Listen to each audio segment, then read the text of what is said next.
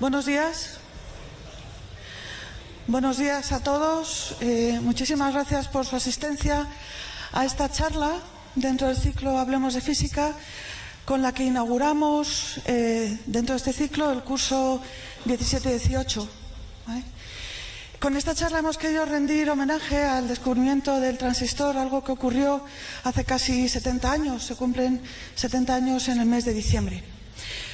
Hablar del transistor es hablar de los científicos que lo descubrieron, es hablar de Shockley, de Brattain, de Bardeen, que son los padres del transistor, los abuelos del circuito integrado y los bisabuelos de los ordenadores e Internet, en palabras del conferenciante de hoy, el profesor Germán González Díaz. Germán es catedrático de electrónica en el Departamento de Física Aplicada 3. Ha dirigido 9 tesis doctorales, es autor de más de 170 artículos en revistas internacionales de investigación y ha dirigido y coordinado multitud de proyectos de investigación. Ahora mismo su interés y su investigación se centra en materiales semiconductores de banda intermedia y sus posibles aplicaciones en células fotovoltaicas y en detectores de infrarrojo a temperatura ambiente. Pero más allá de estos datos, lo que me gustaría señalar hoy es que el profesor Germán González Díaz es y ha sido siempre un auténtico valedor de la electrónica en esta universidad y en la Facultad de Ciencias Físicas. Muchas gracias, Germán, por tu presencia hoy.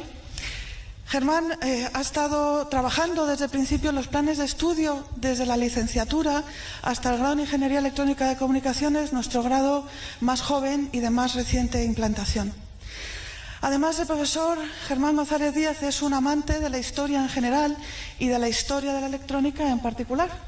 De manera que hoy tenemos una ocasión magnífica para seguir no solamente la historia del transistor y la física del transistor, sino el desarrollo de la electrónica, los dispositivos de estado sólido a lo largo de la revolución que tuvo lugar en el siglo XX y entender por qué estos dispositivos están en nuestra vida cotidiana y son esenciales en el entendimiento de la economía a nivel mundial.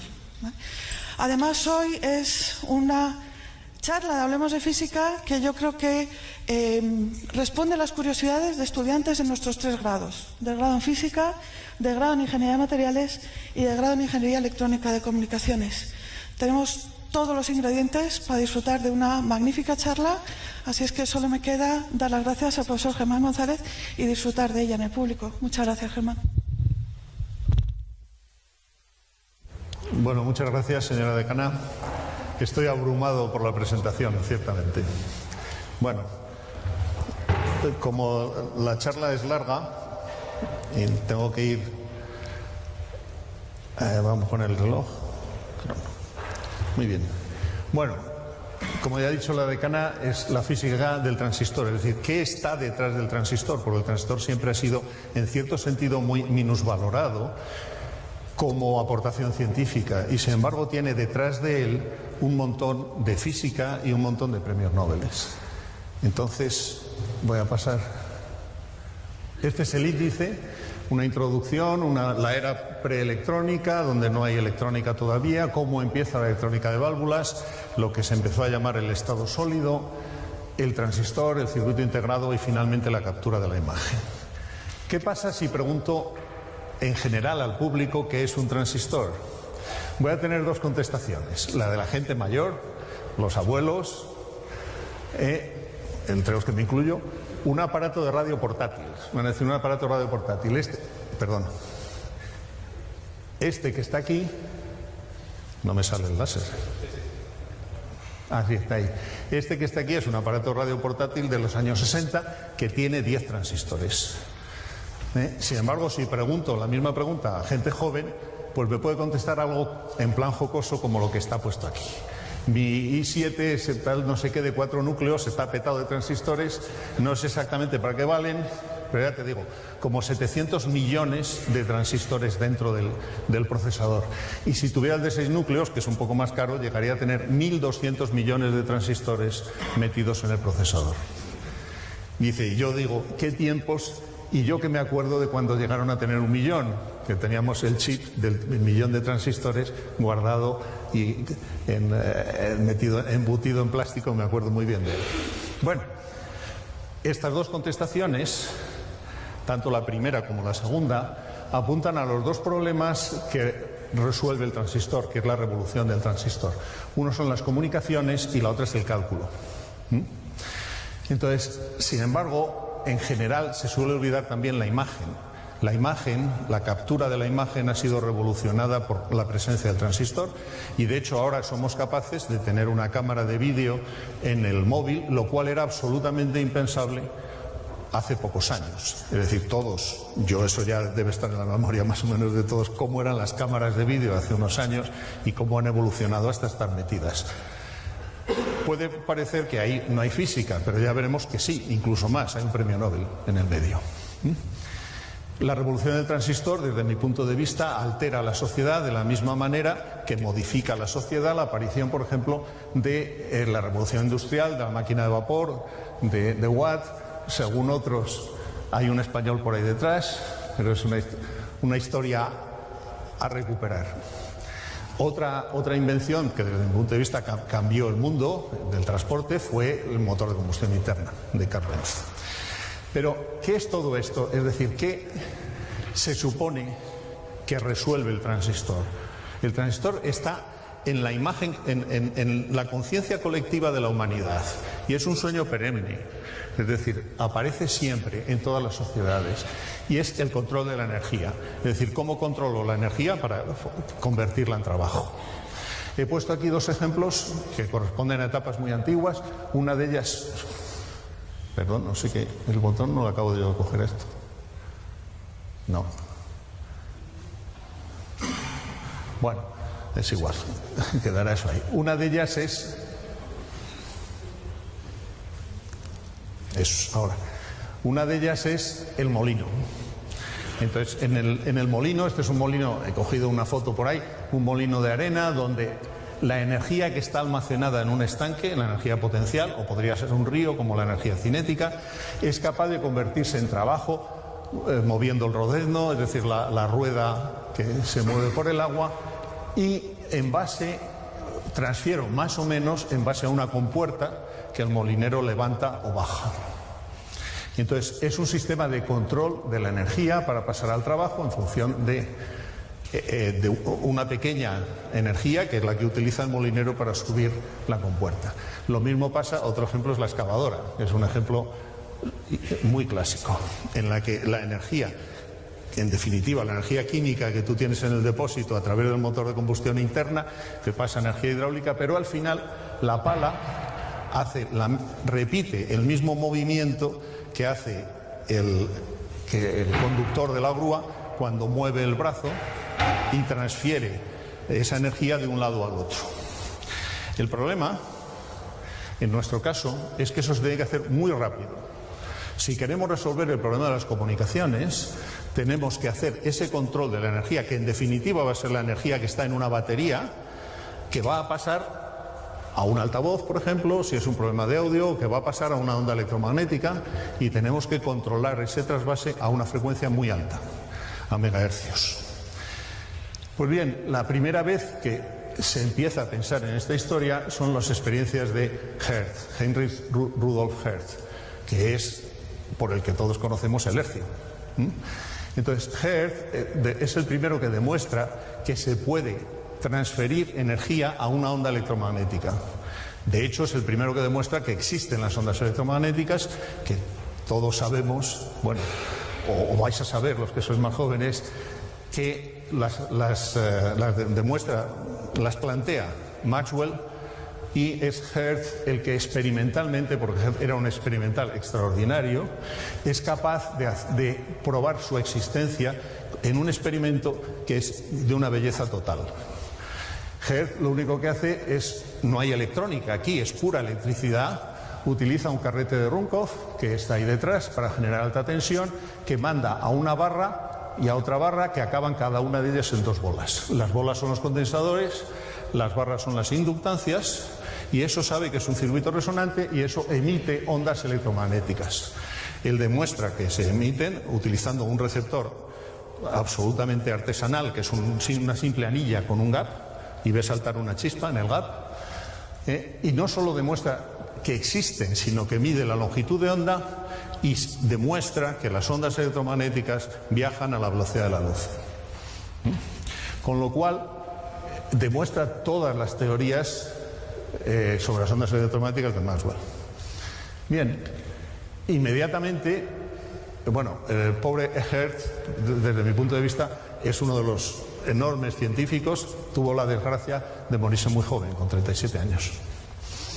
Bien, lo siguiente es que inmediatamente esas ondas son utilizadas por diversos investigadores, inventores o como se les quiera llamar, para transmitir la información.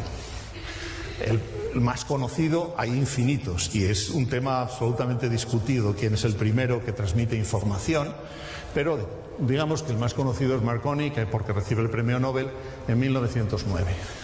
Entonces, él es capaz de transmitir en 1900, exactamente en 1900, es capaz de transmitir desde Inglaterra a Canadá por Morse la letra S. Tenéis que tener en cuenta que no hay electrónica ahí, es pura electromecánica. Él utiliza unos motores girando muy rápido para generar tensiones variables y enviarlas. Entonces las corta, las envía o no las envía en el código Morse. Bueno, eso es el comienzo de la era de la información. A partir de ese momento empezamos a pensar que el mundo ha reducido su tamaño porque la información es capaz de transmitirse de forma instantánea en todo el globo terráqueo. Por el momento es solamente una transmisión difícil, que solo la entienden los expertos, los que saben controlar el código Morse. La siguiente cuestión es la popularización de la radio, de las comunicaciones. Bueno, las emisoras eran terriblemente complicadas, inmensas, unos motores, ya digo, grandes, pero si la radio quería popularizarse, la recepción tenía que ser muy simple, porque la recepción la paga el usuario, no la paga la emisora. Entonces, aquí aparece una serie de detectores que empiezan con unos detectores de ondas electromagnéticas, son electromecánicos, en particular uno que se llama el cohesor de Branly.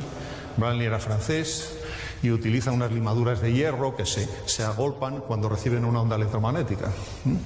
Pero eso era también delicado. Al final lo que aparece es, de una forma muy empírica, lo que se llamó en su momento el detector de galena o la radio galena.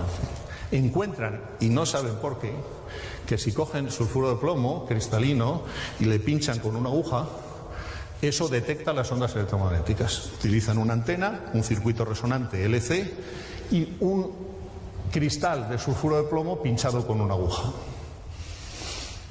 El que desarrolla después, algunos años después, toda la teoría del contacto entre el metal, la aguja y el semiconductor, es una de las personas que yo considero más importantes en toda esta historia, que es Schottky. Walter Schottky, que es alemán, desarrolla toda esa teoría del contacto. De hecho, existen actualmente diodos que se siguen llamando diodos Schottky, porque son diodos entre el metal y el semiconductor. Mucho cuidado no confundir a Schottky con Shockley, que aparecerá más adelante. Este es alemán y Shockley es americano. Entonces, en ese momento, la gente, el pueblo, la gente común, es capaz de recibir ya ondas electromagnéticas. Todavía no las recibe con comunicados de voz, todavía recibe Morse. Lo siguiente es la modulación de voz. Y eso lo realiza Fessenden, que es un canadiense, que para mí es maravilloso. No he logrado saber cómo demonios lo podía hacer con medios electromecánicos, modular la onda electromagnética con un comunicado de voz. La telegrafía era muy sencillo, pero lo que hacía Fessenden no lo sé. Por cierto, hay que decir en defensa de la cosa nacional, que dicen que hubo una persona en España que lo hizo mejor que Fessenden, que era Julio Cervera, que logró transmitir creo que es desde Alicante a Ibiza, un comunicado de voz 3 años después que Fessenden, pero Fessenden solo logró llegar a 1 kilómetro de distancia. Y dicen que Julio Cervera lo hizo mejor. Pero España estaba metida en una situación política muy compleja en esos años, esos 1880, en 1900, lo de Julio Cervera en 1900, VI, me parece, no me acuerdo muy bien, muy a principios del siglo XX. Entonces, aquello no se sabe por qué, pero fracasó. Es decir, dejaron de hacerlo a pesar de que estuvieron varios meses comunicándose, por voz, que es la genialidad. De todas maneras, todo esto era terriblemente complicado, tanto el emisor como el receptor. Yo recuerdo muy bien a mi padre cuando era niño, que me dijo la primera vez que oyó una recepción de radio. Era una auténtica maravilla escuchar un concierto o una cosa así. Bien, toda esta historia de la tecnología mejora cuando aparecen las válvulas. No sé si tenéis el concepto de lo que es una válvula, porque a mí me ha sorprendido hablar con gente joven y no sabe lo que es. Es una ampolla de vacío donde dentro hay unos electrodos. Y eso funciona como un amplificador. ¿Por qué funciona como un amplificador? La idea es la siguiente. Hay un filamento caliente que calienta un metal y se sabe, como veremos más adelante, los físicos ya sabían que un metal caliente emite electrones. Los mete en el vacío, porque la válvula está metida en un receptáculo de vacío, como se ve, por cierto, en esta foto. Entonces, esos electrones pueden viajar, si tú pones una placa enfrentada, pueden viajar hasta la placa, que siempre que se polarice positivamente. Sin embargo, ese concepto se llamaba diodo. Sin embargo, si pones una rejilla metálica muy cercana al cátodo, es decir, a la parte caliente, un ligero potencial negativo es capaz de bloquear el flujo de corriente. De tal manera que el flujo de corriente es el equivalente a la corriente del río del molino. Ese lleva energía desde el cátodo hasta la placa. Y esa energía puede modularse, es decir, se puede controlar con un potencial aplicado en la rejilla. La cuestión esencial es que la energía que tú gastas para controlar la corriente tiene que ser lo suficientemente pequeña para que te permita tener una ganancia en potencia.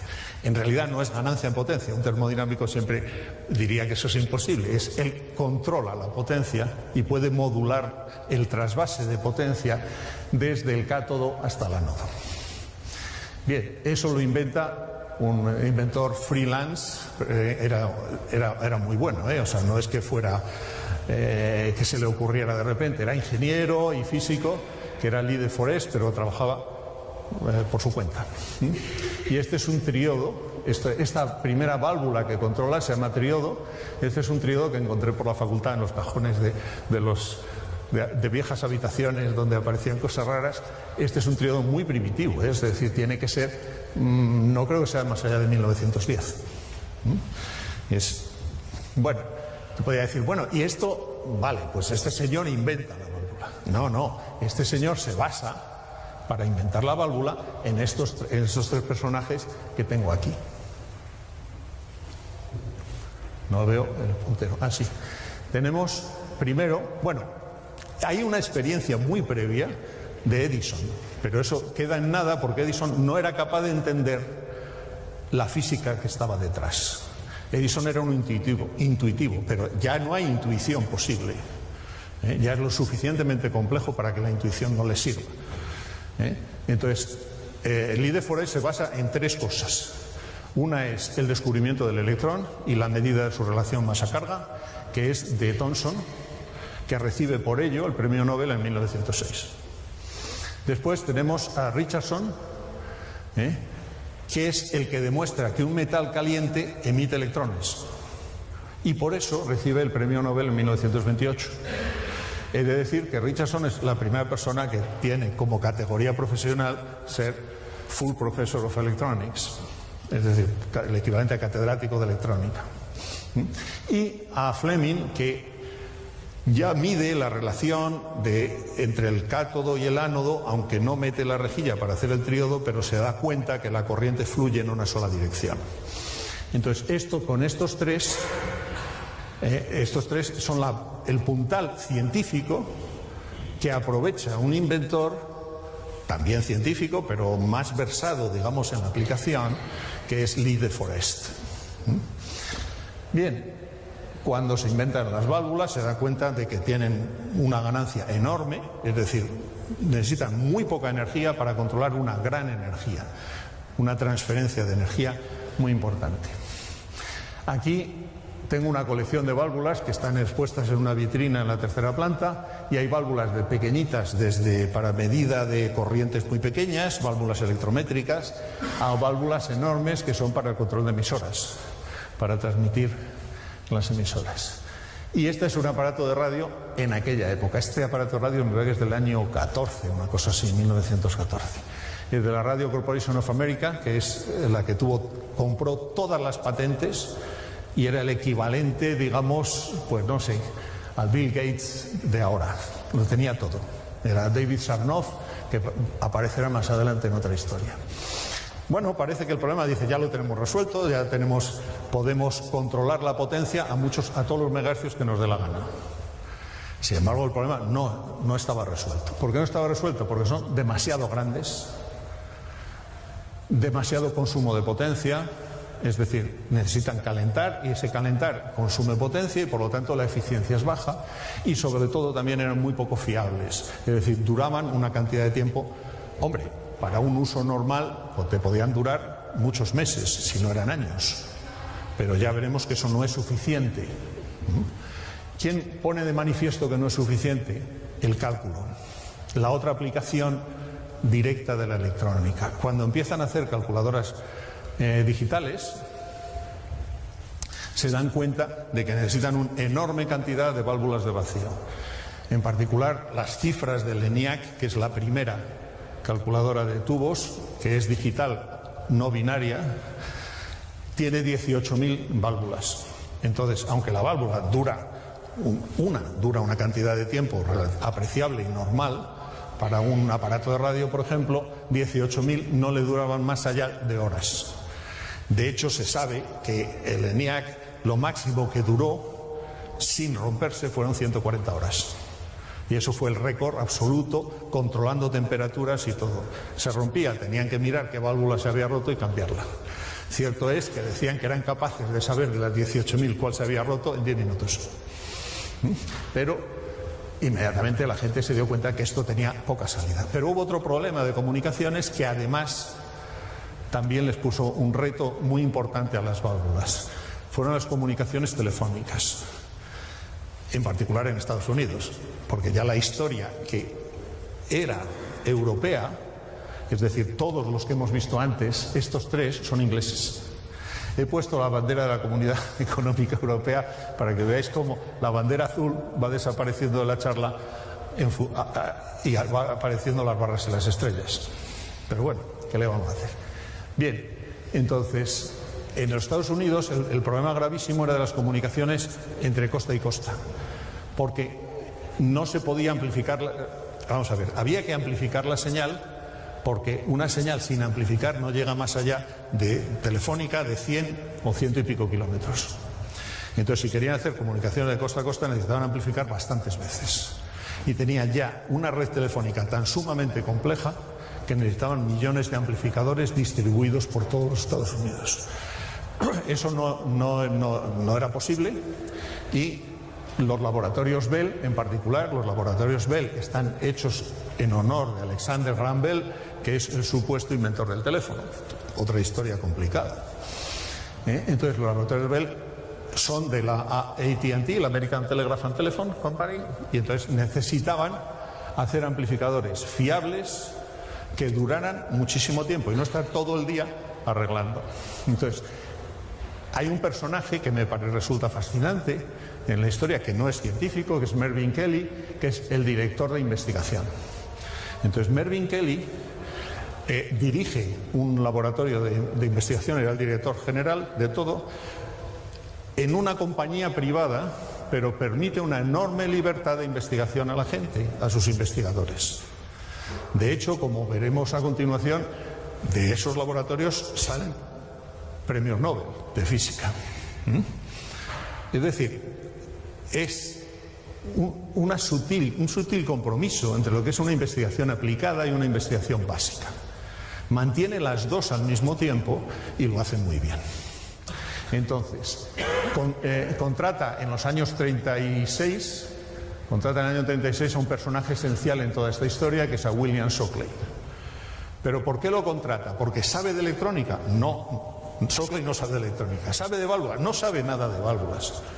Ha hecho una tesis doctoral en el MIT que se llama Electronic Bands in Sodium Chloride. Y dice, ¿y eso qué tiene que ver? Porque Mervyn Kelly era un visionario. Él sabía que si existía una solución, estaba basada en la nueva física, es decir, en la física de estado sólido, en la física que habían desarrollado en Alemania, y de hecho en esa época prácticamente todos se iban a Alemania a estudiar, los americanos. De hecho, Shockley dice en un momento determinado que él es la primera generación que no ha tenido que ir a Alemania, porque ya hubo una generación previa que les enseñó. En particular, a Shockley le enseñó Slater, que es un tipo muy conocido en esta historia. Entonces le contrata en el año 30, me parece que es el mismo año 36, cuando hace la tesis, a los 2 meses le contrata. Realmente es inconcebible, desde mi punto de vista, cómo contrata a un físico teórico, porque si se lee la tesis doctoral de Shockley, empieza con la ecuación de Rödinger hacia adelante, y ya está, buscando las soluciones de la teoría de bandas. Bien. ¿Cómo estaba la física en esos años? La física en esos años, no se ve muy bien esto, pero bueno, ¿qué vamos a hacer? Ya los grandes padres de la física han establecido la física cuántica, y en lo que a nosotros nos interesa, que es la física de estado sólido, tenemos la ecuación de Rödinger y las soluciones de Bloch a la ecuación de Rödinger en potenciales periódicos, que determinan la existencia de zonas permitidas y zonas prohibidas para los electrones. Y tenemos a Peirce, que no sé cómo se pronuncia esto porque es alemán, Peirce, que introduce el concepto del hueco.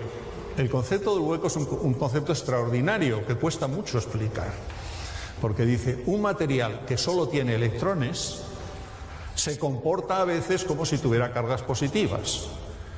Y ese concepto de hueco es absolutamente impensable en una mecánica clásica. Tú tienes que ir a la mecánica cuántica, tienes que ir a la resolución de las bandas y darte cuenta que hay electrones que cuando tú les dices que en mecánica clásica tienen que ir para allá, ellos se van para otro lado.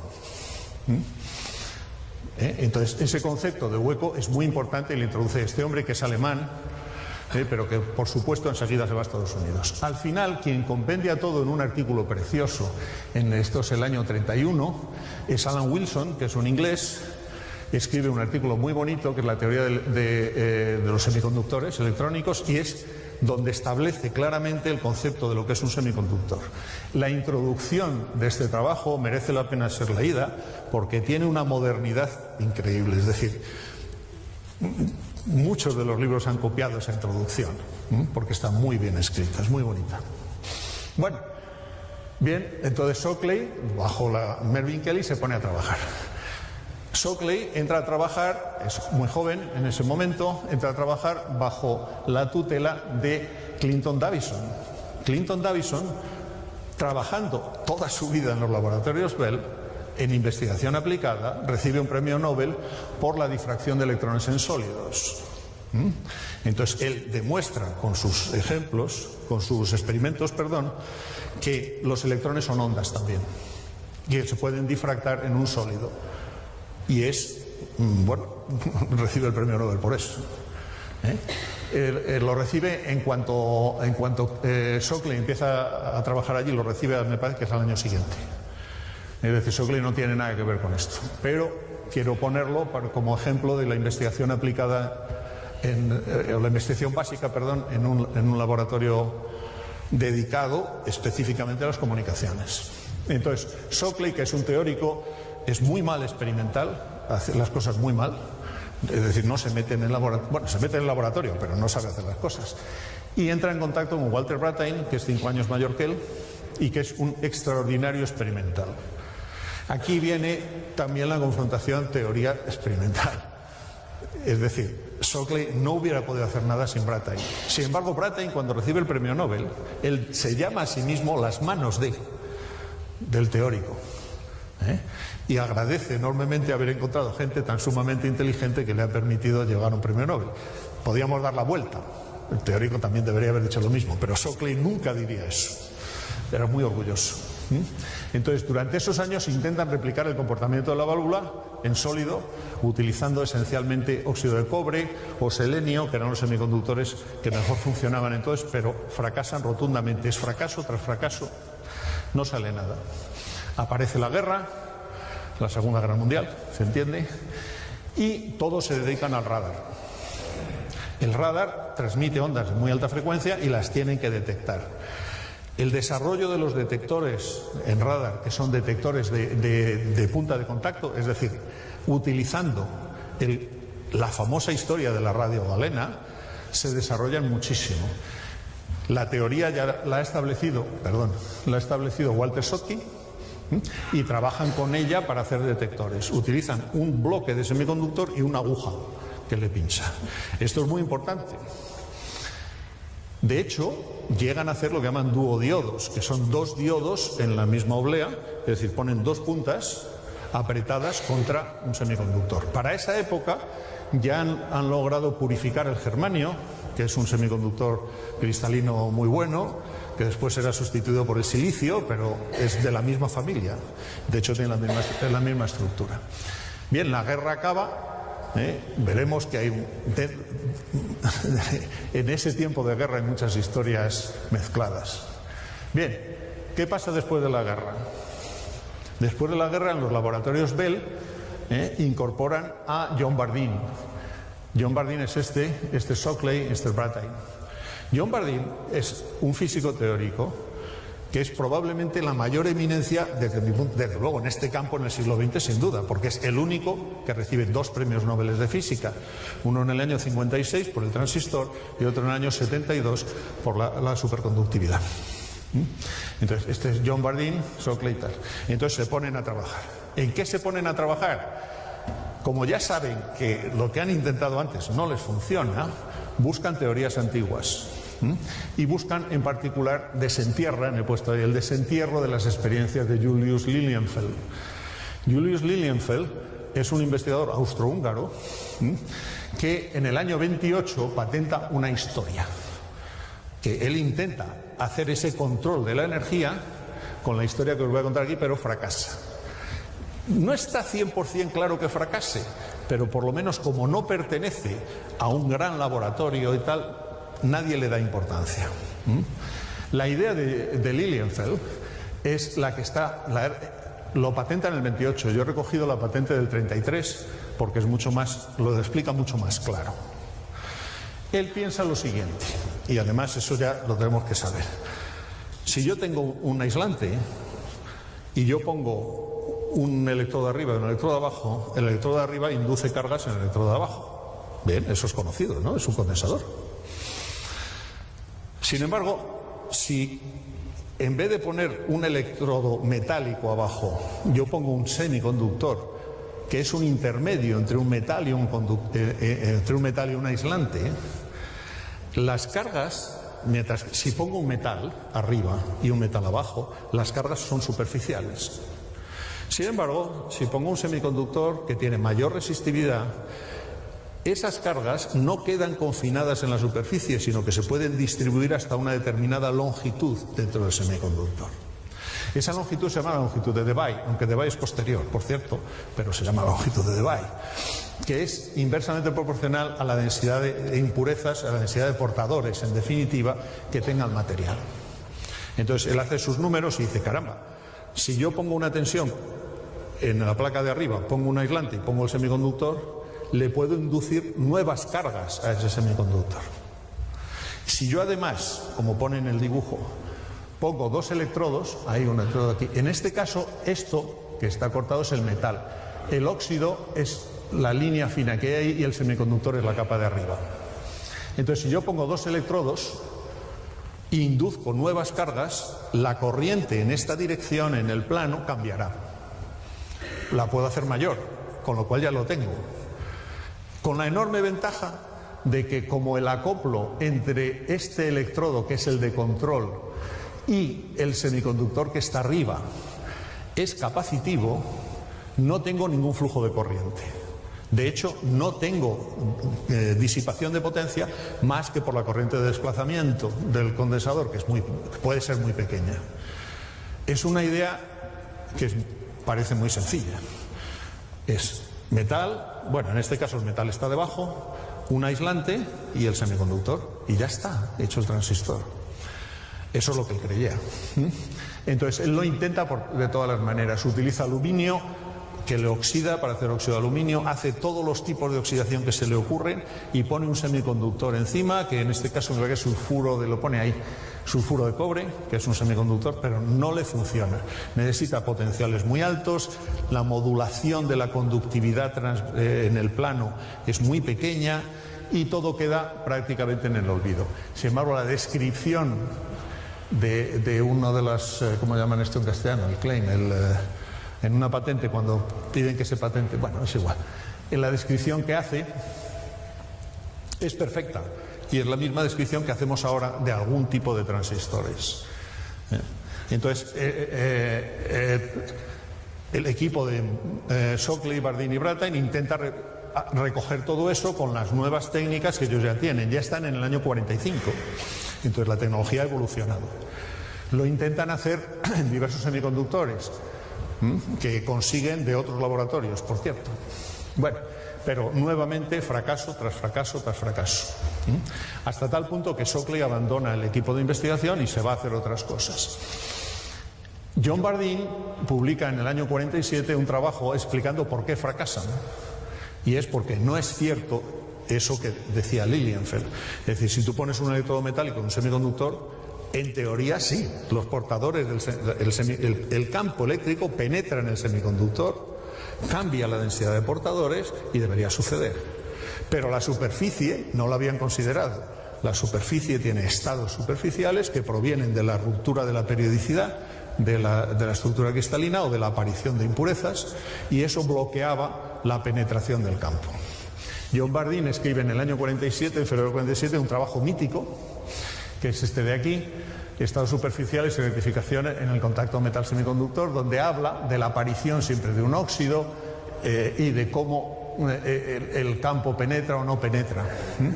Este trabajo también, estas gráficas son las mismas que siguen poniendo los libros casi más de 70 años después. Bueno, entonces Shockley se ha ido, quedan Bardeen y Brattain, que siguen insistiendo en fabricar un transistor, pero ahora cambian de idea y empiezan a poner puntas muy apretadas sobre un semiconductor. En ningún momento en los trabajos que yo me he leído un montón de ellos explicando lo que es un transistor, en ningún momento dicen por qué. Pero yo creo que queda bastante claro. En la guerra han visto cómo se pincha sobre un trozo de germanio, e incluso hay referencias no muy claras que dicen que alguna gente ya se dio cuenta que ahí se amplificaba la señal. Entonces, ellos lo que hacen es poner puntas muy juntas sobre un bloque de germanio que les cede Lars Horowitz, que es de la Universidad de Purdue, que es el que fabrica el mejor germanio y que también estaba a puntito de encontrar todo el transistor. Bueno, ellos ponen dos puntas y se dan cuenta que con la apropiada polarización, la corriente que pasa por aquí es proporcional a la corriente que entra por aquí, amplificándola. Con lo cual ya parece ser que lo tenían. El problema es que estas intentan por todos los medios poner las puntas muy juntas, pues se dan cuenta que cuanto más juntas, más amplifican. Hasta que Bardeen encuentra la solución, Brattain, la solución de Brattain para poner las puntas, pues decir, déjate de puntas, y hizo lo siguiente: puso una cuña, recubrió el lateral de la cuña con una lámina de oro y con una cuchilla le hizo un corte en la parte de abajo y ya tenía dos puntas extremadamente cercanas. Entonces, de esa manera empezó a hacer los primeros transistores y logró demostrar que la corriente de colector era mayor. La verdad es que este transistor no se basa en nada en las experiencias de Lilienfeld, porque las experiencias de Lilienfeld eran completamente contrarias. Era el campo eléctrico y la penetración del campo eléctrico en un semiconductor. En este caso, el problema es lo que se llama la inyección. Es decir, cuando yo inyecto electrones o huecos desde el exterior al semiconductor. Es decir, se parece mucho más a una válvula En el sentido de la válvula, la inyección era la emisión termoiónica. Tú metías portadores en el vacío. En este caso inyectas electrones o inyectas huecos. Y la diferencia es que los huecos y los electrones se recombinan. Es difícil de entender el transistor. Aquí hay una foto del transistor de puntas, que se llama el transistor de puntas, de un transistor que he encontrado por la facultad también, que es muy antiguo, que es, por cierto, es inglés. Bueno, bien, esto ya fue una revolución. Esto lo descubren, lo demuestran en diciembre del año 47. Entonces, es fascinante la historia humana que sucede a partir de ahí. Y es que, como Shockley estaba fuera del negocio, se ve fuera del premio Nobel. Entonces intenta por todos los medios entrar, pero no le dejan. Hasta que en la misma Nochevieja del año 47, durante la Nochevieja, que estaba en un congreso, estaba fuera de su casa, en vez de irse de fiesta, se queda trabajando, y durante el mes de enero sigue trabajando, y en el mes de febrero presenta una nueva idea, que es lo que se llama el transistor de unión, en la cual demuestra que si yo pongo un semiconductor que conduce por huecos, un semiconductor que conduce por electrones y un semiconductor que conduce con huecos, quien está funcionando como compuerta es este semiconductor del centro, con tal de que sea suficientemente estrecho. Este transistor era mucho más fiable en el sentido de que no tenía dos puntas, que si tú le pegabas un golpe, pues aquello se estropeaba. Entonces, más fiable y funciona muchísimo mejor, no tiene comparación. En realidad, este transistor de unión, lo primero que se hace es por aleación. Aquí hay una foto de un transistor de aleación. Estos transistores sigue habiendo muchos. Ya no se fabrican, pero que sigue habiendo, los puedes encontrar fácilmente. El trozo de semiconductor es este trozo correspondería a la base, se llama base porque es la que soporta toda la historia. El colector y el emisor son estas dos bolas que tiene pegadas a los lados, que son dos bolas de indio que se calentaban y se difundían, dopando al semiconductor del tipo contrario. Este tipo de transistores ya era un transistor relativamente moderno, fiable y que funcionaba muy bien. Aquí tenéis una comparación de un receptor portátil de válvulas. Aquí veis una válvula, aquí hay otra, y debajo hay más, aquí hay otra. Esto funcionaba con una batería de 47 voltios. Y aquí tenéis el equivalente moderno de un aparato de radio normal donde he señalado con las flechas los transistores. No hay color, funciona muchísimo mejor, consume mucha menos energía. Aquí te dejabas el sueldo en baterías y aquí pues nada, que es lo que habéis conocido un poco todos, ¿no? Bien, uno puede decir, bueno, qué genios aquellos y tal. No, sí, eran unos genios, pero había muchos más que no han pasado a la historia porque no llegaron a tiempo. En el caso, están en todos los experimentos, todos, la válvula, tal, el teléfono. La historia de aquí es la de Mataré, que es un científico alemán que trabaja para los nazis en Alemania durante la guerra. Bueno, trabaja en Alemania, si trabaja para los nazis, pues como todos. Entonces, él ya sabía todo lo de las puntas de contacto sobre el semiconductor e intenta hacer un transistor, pero le arrasan 2 veces los laboratorios, los bombarderos, lo arrasan. Cuando acaba la guerra se va a Francia, es contratado en una empresa francesa y desarrolla un transistor que lo patenta, la misma idea, 2 meses después. De hecho, los franceses, orgullosos de su tecnología prestada de los alemanes, intentan darle bombo a la situación, pero no pueden. Bueno, hay una serie de historias ahí. Entonces, el transistor europeo pues queda al final en nada. Tampoco tiene una gran compañía como la ATT que lo soportara. La compañía se llamaba la Compañía de Señales y Frenos. Bueno, bien, finalmente en el año 56 reciben el Premio Nobel de Física Bardeen, Brattain y Shockley. He puesto aquí que ese mismo año recibió el Premio Nobel de Literatura Juan Ramón Jiménez, pero no tiene nada que ver, pero era para poner una cosa nacional. Joder, algo habría que poner. Ese es el símbolo del transistor y ya está, ¿no? Bueno, ¿qué pasa a continuación? Aquí hay historias completamente diferentes. Mientras que John Bardeen sigue la carrera universitaria, que le lleva un premio Nobel en el año 72, Brattain sigue un poco la carrera docente, y al final se retira. Era bastante mayor que los demás. El más joven era John Bardeen. Shockley es una persona completamente diferente. Lo que quiere es hacerse millonario y ya está. Entonces monta una empresa que se llama Shockley Semiconductors, pero en su proverbial soberbia, porque lo era y mucho, dice que lo del transistor ya está hecho y que ahora hay que hacer una cosa extraordinariamente nueva. Y fabrica un dispositivo que es fantástico, es espectacular, que se llama el dispositivo de 4 capas, diodo de 4 capas, tiristor, SCR, es una familia entera de componentes, de uso industrial. En este momento de uso industrial, pero él lo quería para hacer también amplificación y tal. Entonces, estos son dispositivos de 4 capas, que tengo yo guardados en mi colección personal, que son, ya digo, son dispositivos industriales que se usan mucho, pero no tienen la importancia del transistor.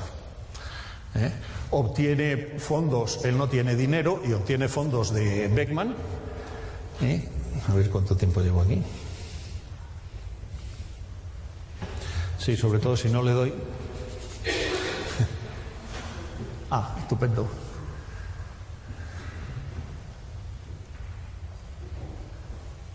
Ya casi una hora. Bueno, pues voy a ir más rápido. Recibe fondos de Arnold Beckman, monta la empresa y no le sale bien. No le sale bien esencialmente porque toda la gente que contrata, o gran parte de la gente que contrata, se dan cuenta que se está equivocando y se marchan de la empresa. Uno de los personajes que es el gran traidor, que lo llamaba él, le llamaba los 8 traidores, este es Bob Noyce. Bob Noyce se marchan y montan una empresa que primero se llama Fairchild y después se llama Intel, y ya sí que suena Intel. Entonces, Intel fabrica el primer circuito integrado y lo fabrica Bob Noyce en Intel, tiene toda la tecnología, pero se le adelanta por meses un joven que trabaja para Texas Instruments, que en un verano, sin tener nada, logra montar el primer circuito integrado. De hecho, Kilby recibió el premio Nobel en el año 2000 por ello, mientras que el pobre Noyce no pudo ganarlo porque se murió, entre otras cosas. Pero Kilby, cuando le dan el premio Nobel, dice: conmigo tenía que estar Noyce. Kilby era una persona, por lo visto, muy agradable de trato. Murió hace relativamente poco. Se ve claramente cuál es la diferencia. Noyce fabrica un circuito integrado igual que los que se fabrica ahora, mientras que Kilby hace una auténtica chapuza. Coge hilos, los pega, les echa cera, les pone pegamento, le pone pegamina y tal, pero le funciona y le gana. Creo que Noyce se llevó un disgusto terrible. Bien, a partir del circuito integrado, bueno, estas son fotos de circuitos integrados, que no merecen mucho la pena, pues se empieza a desarrollar todo. Y en el medio aparece el transistor de Lilienfeld. Lo que Lilienfeld no pudo hacer en el año 28 se hace entre los años 60 aproximadamente. En los años 60 hacen ese transistor que es el metal, el aislante y el semiconductor. Y el semiconductor conduce en esta dirección. Eso es lo que se llama el transistor MOS.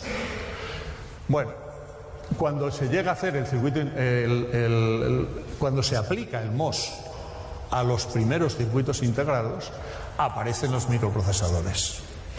Los microprocesadores es una estructura muy compleja de transistores montados de tal manera que el primer microprocesador, que es el 4004, vaya por Dios, el 4004 tiene ya 2300 transistores. No es posible hacerlo con la tecnología del transistor bipolar, hay que hacerlo con la nueva tecnología.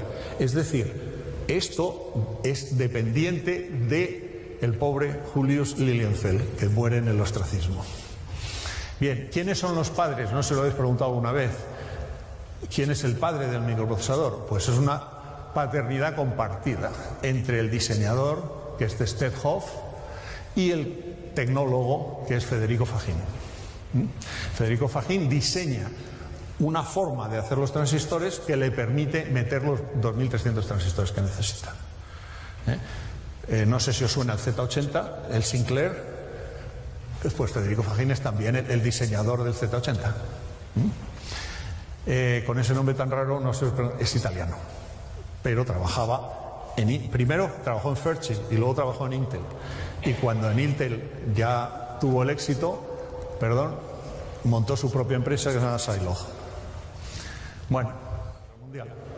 Durante la Segunda Guerra Mundial no hacen nada, y cuando acaba la Segunda Guerra Mundial las patentes ya eran públicas. Ya había pasado el tiempo. Y Farnsworth pues, desaparece de la historia porque es completamente absorbida por la Radio Corporation of America y por Sorkin como inventor y David Sarnoff como manager de toda la historia. Un pirata terrible. Bueno, sin embargo, al cabo de los años aparecen otras dos personas que entienden que eso ya no puede ser así y que puede haber una tecnología microelectrónica para resolver la imagen, para capturar la imagen, que son lo que se llaman los CCDs. El CCD es un array de transistores que están todos ahí, no se puede ver porque son muy pequeñitos, son píxeles, cada píxel tiene uno o varios transistores dependiendo de cómo es. Pero claro, el gravísimo problema de la imagen, no sé si os dais cuenta, es que ahí hay, pongamos 3 millones de píxeles, 3 millones de detectores. Anda, saca la información. ¿Cómo la sacas? ¿3 millones de cables? No tiene. Eso, por cierto, eso es lo que hace la naturaleza, ¿eh? Nos la sacan paralelo, por el nervio óptico. Pero nosotros no sabemos hacerlo. 3 millones de cables es una cosa muy importante.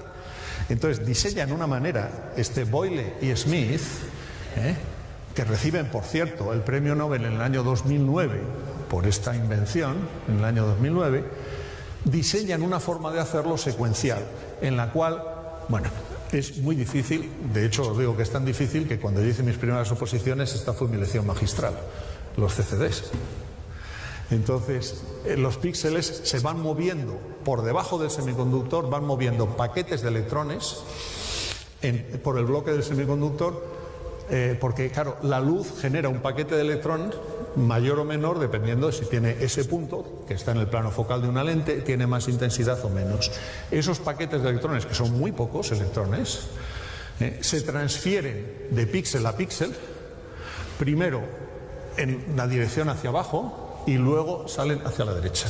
Es decir, transfiere las filas, las saca, transfiere otra fila y saca, y va sacando paquetes de electrones que manda a un condensador, que son carga, el condensador convierte la carga en potencial. Es muy difícil, pero Boyle y Smith lo diseñan, es famoso, en una tarde, trabajan para los laboratorios Bell, todo hay que decirlo, y en un mes lo tienen hecho. Y es fantástico. Bueno, eran más jóvenes cuando lo hicieron, estos ya cuando reciben el premio Nobel, que ya son bastante mayores. Bueno, ahí tenéis un orticón, que es un sensor antiguo de cómo eran en la época de las válvulas, y en pequeñito está un CCD con toda su electrónica. Eso es lo que os permite tener la cámara de vídeo en el bolsillo. Es muy gracioso porque si os fijáis en la foto del orticón, que es el detector, y os fijáis en la foto de Sorkin, tiene el mismo orticón, lo tiene en la mano. Él no inventó el orticón, es una versión a posteriori del iconoscopio. Bueno, con esto concluyo y quiero decir que detrás de cada invención siempre está la física y en muchos físicos y muchísimo esfuerzo. Muchos físicos que en muchos casos no son reconocidos y hay que reconocerlos. Que no existe en muchos casos una diferencia entre inventor y científico. Es decir, el ejemplo de Shockley no sabes qué es. Es un enorme científico porque lo que escribe es fantástico, tiene miles, tiene de cosas, aparece en todos los sitios, tuvo tiempo para inventar todo tipo de cosas de electrónica. Pero era un científico que cuando lees los trabajos dices, vaya nivel. Por otra parte, que el desarrollo tecnológico es inevitable, es decir, que si no lo hago yo, lo hace mañana otro, seguro. En la historia está plagada de ejemplos, incluso el mismo día. Y finalmente, claro, hay un clarísimo desplazamiento desde el siglo XIX y principios del XX hacia Estados Unidos. A partir de los años 30, tecnológicamente no queda nada en Europa.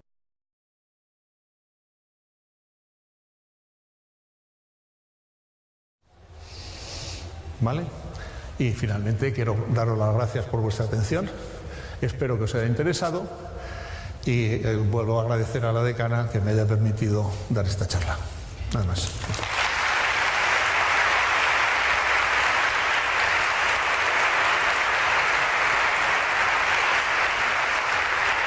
bien? ¿Te ha gustado? Hay muchas cosas a conocía de la memoria. Tenemos tiempo quizá para un par de preguntas. Por tarde quizás alguna pregunta. ¿No? Bueno, está bien haber hablado de tantos premios Nobel. El día que hoy se publicó la Sí, muchas gracias. Que sepamos, ¿no? Porque esto es muy difícil de saber. La tecnología última de la miniaturización, ¿en dónde está en nanómetros actualmente? Y sí. Bueno, yo no lo sigo muy de cerca. Porque hoy 20, son 20 nanómetros. Es que hoy unas cosas tremendas. Lo que pasa es que llegará un momento que no se podrá usar ya. Bueno, esa es la ley de Gordon Moore, que es uno de los 8 traidores. Sí. De los 8 traidores, uno es Gordon Moore, que es el que hace la norma esa, que se duplica cada 18 meses y no sé qué. Yo no sé si la regla de Moore es una regla física o es una regla humana, porque yo creo que los científicos están compelidos a hacer la ley de Moore, es decir, trabajan para que la ley de Moore se cumpla. Entonces, si hay límite, siempre ha habido límite.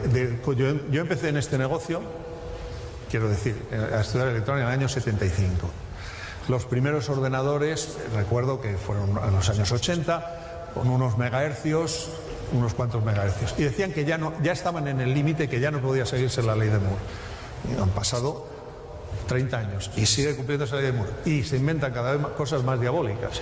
Cambian el dieléctrico, cambian a estructuras tridimensionales. Parece ser que tenemos que cumplirla. El día que no lo cumplamos va a ser un desastre. Who knows?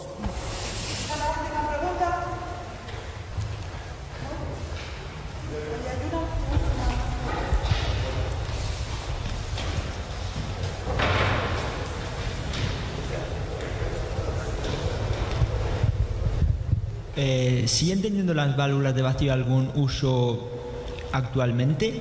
Perdona, si se explican. Sí, actualmente se usan las válvulas de vacío. Ah, se usan. Exacto.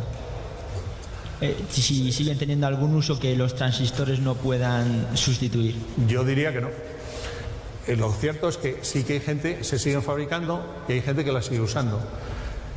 Sobre todo los aficionados a la alta fidelidad.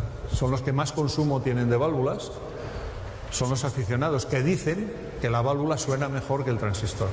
Tiene una razón física, no es absolutamente arbitrario. Hay una razón de linealidad en la que la válvula es más lineal que el transistor.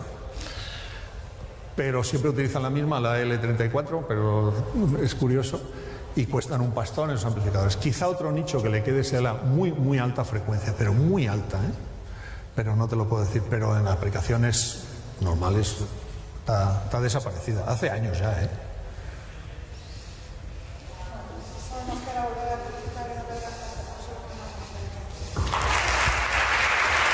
Gracias.